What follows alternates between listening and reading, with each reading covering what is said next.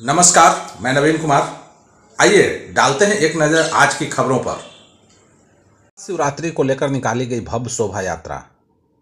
पटना जिला के मनेर गोरैया स्थान स्थित शिव मंदिर के परिसर में आयोजित महाशिवरात्रि पर्व को लेकर गाजे बाजे के साथ शोभा यात्रा निकाली गई। शोभा यात्रा में भक्तों द्वारा बैंड बाजों के धुनों एवं डीजे पर बज रहे धार्मिक भजनों पर जमकर नृत्य किया गया।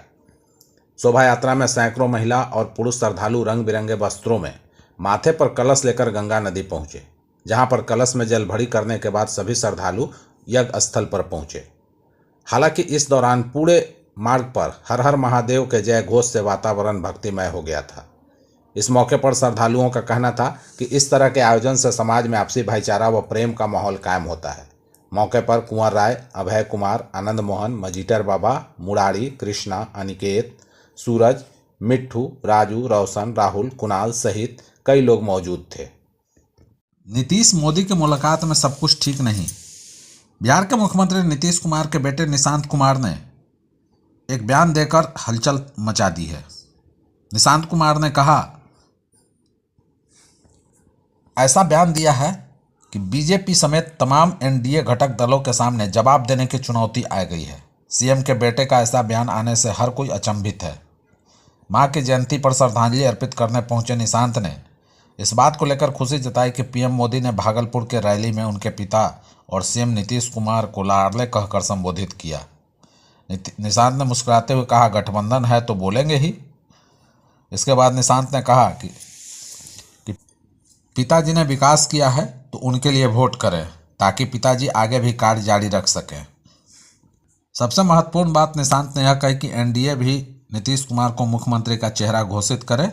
जेडीयू के तमाम नेता और कार्यकर्ता सभी मिलकर सीएम फेस घोषित करें ताकि उनके नेतृत्व में विकास कार्य जारी रहे। तेज प्रताप की ओर से आरजेडी ज्वाइन करने के लिए मिले ऑफर पर निशांत ने कहा, कहते हैं कहने दीजिए, जनता के दरबार में चलते हैं, वही तय कर देगी।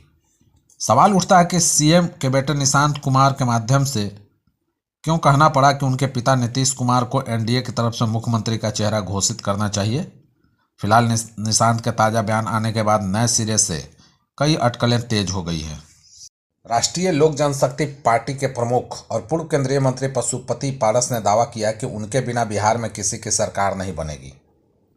पारस ने वैशाली जिले के लालगंज में आरएलजेपी कार्यकर्ताओं को सम्मेलन में संबोधित करते हुए कहा और इस दौरान उन्होंने मुख्यमंत्री नीतीश कुमार पर भी जमकर निशाना साधा।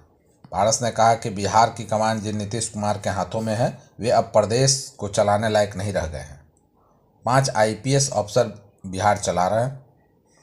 पशुपति पारस ने आगे कहा कि नीतीश 20 साल से लगातार बिहार के मुख्यमंत्री हैं। जनता भी उनसे ऊब चुकी है। जिस प्रकार एक तरह का नमकीन या मीठा खाने से किसी का मन उब जाता है, उन्होंने कहा कि बगिया का अच्छा माली वही होता है जो सब फूलों की रक्षा करे। मगर 20 साल के नीतीश के शासन में बिहार में गरीब दलितों पर अत्याचार बढ़ा। न कहीं कोई उद्योग लगा और न ही बेरोजगारी दूर हुई, न ही कानून व्यवस्था में सुधार हुआ। बिहार में चुनावी सरगर्मी बढ़ती नजर आ रही है। विधानसभा चुनाव के नज़दीक आते ही सभी पार्टियां एक्टिव मोड में नजर आ रही है। लोकसभा चुनाव के बाद कई विधानसभा चुनाव में मिली हार से हताश पड़ी कांग्रेस खुद को संगठनात्मक तौर पर मजबूत करने की कोशिश कर रही है। एआईसीसी प्रभारी के फेरबदल में बिहार को कृष्णा अल्लावरू युवा चेहरा प्रभारी के तौर पर मिला है। बतौर प्रभारी अल्लावरू पिछले 10 दिनों से बिहार के अलग अलग जिलों का दौरा कर रहे हैं। कांग्रेस नेता राहुल गांधी के करीबी माने जाने वाले कृष्णा कांग्रेस के विश्वास पर कितना खड़े उतरेंगे, इस सवाल का जवाब तो भविष्य में चुनावी नतीजे आने के बाद ही पता चलेगा। लेकिन इतना तो तय है कि उनकी बिहार की राह आसान नहीं होने वाली है। बिहार में इस साल विधानसभा चुनाव होने वाले हैं। फिलहाल पार्टी राजद नेतृत्व वाले महागठबंधन के सहयोगी है। बिहार का नाम आते ही लोगों के जुबान पर भोजपुरी भाषा और यूपीएससी पास करने वाले सबसे ज़्यादा कैंडिडेट की बात आ जाती है। आपको बता दें कि बिहार भारत का एक ऐतिहासिक और सांस्कृतिक रूप से समृद्ध राज्य है, जिसे उसकी अद्वितीय वस्तुओं और उत्पादों के लिए जाना जाता है। बीते दिन दिल्ली की नई मुख्यमंत्री रेखा गुप्ता ने मधुबनी साड़ी में नजर आई, जिसके बाद से वह सुर्खियों में बनी हुई थी। वहीं 1 फरवरी 2025 को बजट पेश करते वक्त निर्मला सीतारमण ने मधुबनी पेंटिंग से सजी साड़ी पहनी थी। बजट में निर्मला सीतारमण ने बिहार के मखाना को लेकर बोर्ड बनाने की घोषणा की। इसके बाद से हर तरफ मधुबनी पेंटिंग और मखाना को लेकर चर्चा हो रही है। बता दें कि मधुबनी पेंटिंग बिहार की एक प्रसिद्ध पारंपरिक कला है जो दुनिया भर में अपनी विशेष शैली और रंग बिरंगे चित्रण के लिए पहचानी जाती है। यह पेंटिंग खासकर मिथिला क्षेत्र से जुड़ी हुई है, जिसमें धार्मिक, प्राकृतिक और सामाजिक विषयों को चित्रित किया जाता है। मुख्यमंत्री नीतीश कुमार की अध्यक्षता में कैबिनेट की बैठक संपन्न हुई, जिसमें अब तक के सबसे अधिक 146 एजेंडे पर मुहर लगाई गई। इसके पहले 137 प्रस्ताव स्वीकार करने का रिकॉर्ड था। मुख्य सचिवालय स्थित मंत्रिमंडल कक्ष में बैठक में कई महत्वपूर्ण एजेंडों को मंजूर किया गया। सबसे महत्वपूर्ण एजेंडे प्रगति यात्रा से जुड़े रहे।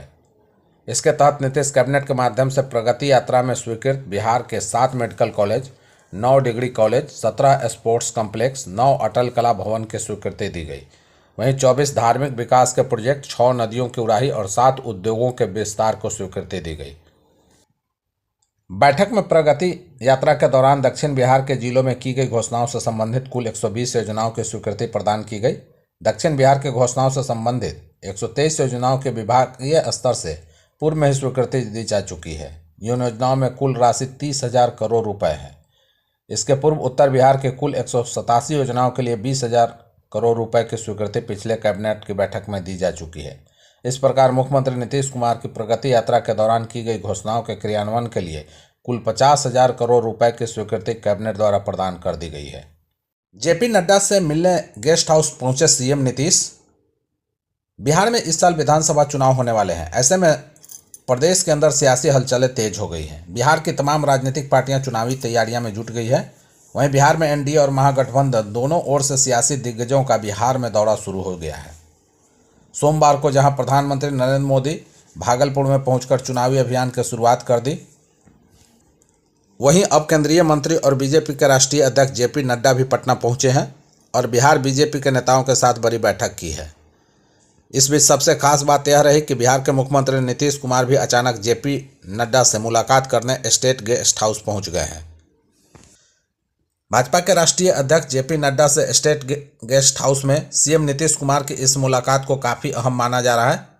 इस मुलाकात के दौरान बिहार के डिप्टी सीएम सम्राट चौधरी, विजय सिन्हा, बिहार सरकार के मंत्री मंगल पांडे, विजय चौधरी भी मौजूद थे। बंद कमरे के अंदर हुई इस मुलाकात के दौरान एनडीए को एकजुट को लेकर मुख्यमंत्री नीतीश कुमार और जेपी नड्डा के बीच अहम चर्चा हुई। दिल्ली विधानसभा में कैग रिपोर्ट पेश हो गई है। सीएम रेखा गुप्ता ने इसे सदन में रखा। हालांकि तब आम आदमी पार्टी का कोई भी विधायक 3 दिन के निष्कासन वाले स्पीकर के आदेश के चलते मौजूद नहीं था। कैग रिपोर्ट आने के बाद बीजेपी और आप एक दूसरे पर हमलावर हो गई है।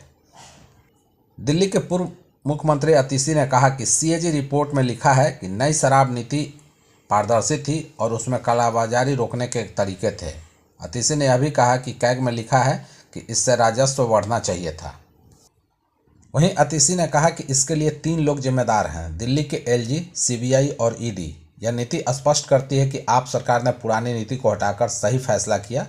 हमारी मांग है कि इस सीएजी रिपोर्ट के आधार पर दिल्ली के उपराज्यपाल, सीबीआई और ईडी द्वारा जांच की जाए, एफआईआर दर्ज की जाए और कार्रवाई की जाए।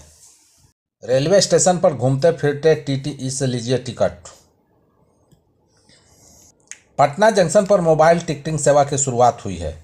इसे मोबाइल यूटीएस टिकट प्रणाली कहा जाता है। इसके तहत अब यात्री स्टेशन पर घूमते फिरते हुए टीटीई से अपना टिकट प्राप्त कर सकते हैं।